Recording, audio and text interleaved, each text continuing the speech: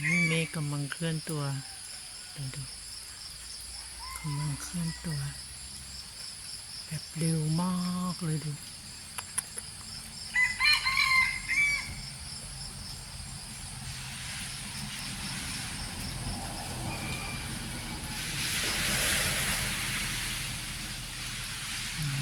เดินทางเร็วมากเลยอะ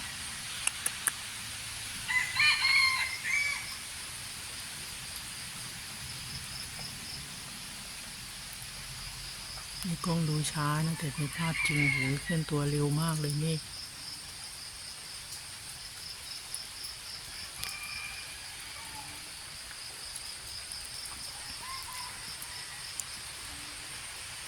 อ้าวตกมาอีกแล้ว